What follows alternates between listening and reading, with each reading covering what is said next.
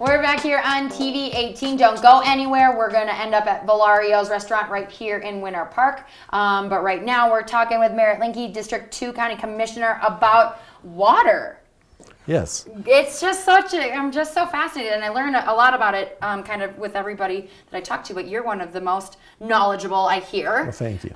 So water has different components to it, different uses. Yes. And a big one is if it can be reused. That's the difference between consumptive and non-consumptive uses. Most of the water is non-consumptive, if you think about it, because, for example, if a rancher irrigates his field, the hay crop, per se, in Grand County only actually consumes a small percentage. The rest of it goes back into the river, back into the stream, goes into the aquifers, and replenishes the wells and springs.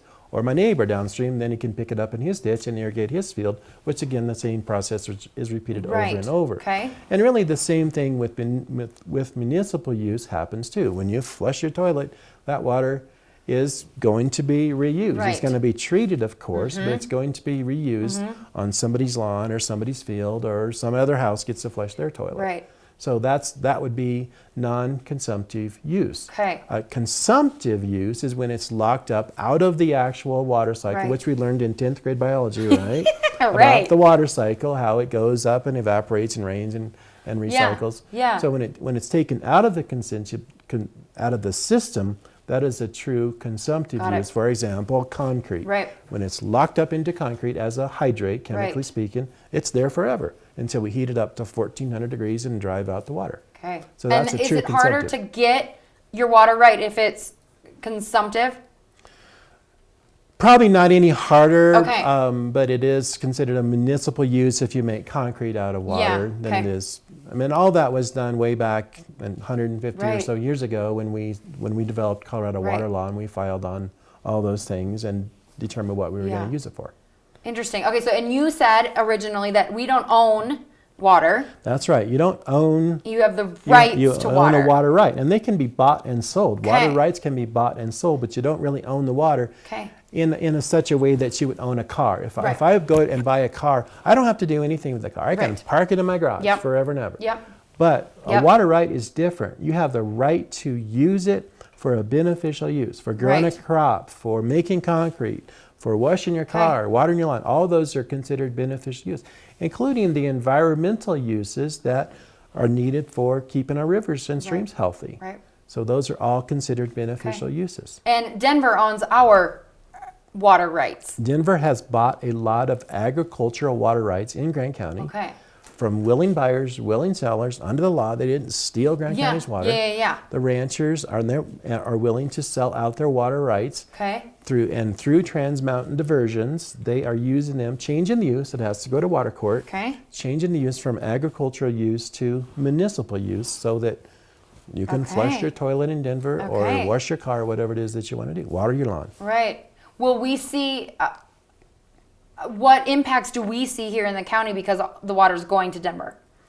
A huge one is what's called buy and dry.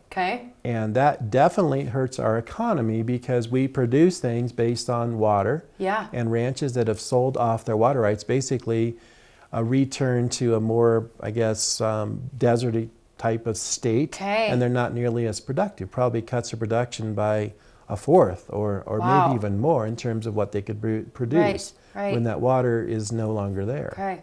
So it hurts our economy, but again, that was a willing seller way back then, so we don't want to get into allowing people to do those kind of things. So we're growing here in the county, and Denver's growing. So is there going to, when can you project, or are we in trouble? Are we going to hit a point where we're just... I think a lot of people have realized that there is a point in the future where there is only so much water available for the uses that we want. So we always talk about conservation, we always talk about efficiency, but what people don't realize is that doesn't really create any more water. It changes the timing of it, it changes how many times it can be reused, but it doesn't really create any more water. It's a finite resource. And we have to be more creative in figuring out ways to use it and reuse it over and over. And I just think about living in where we live with the snowfall is so different year to year, and that goes with the amount of water we have year to year, right? It does. Most of our snowfall is what originally replenishes our springs, Right. which lead to our streams, which lead to our rivers, and that is the total amount of water that leaves Grand County. Well, it leaves Grand County some way, either going west or going through holes in the mountain going east. Yeah. Okay. So much to learn. We're going to take another short break here on TV 18. Don't forget, coming up, we're going to go check out Valario's restaurant here in Winter Park. But we're talking with Merrit Linke here about water and what it's like to be a county commissioner and some other things. So stay tuned here on TV 18. We'll be back.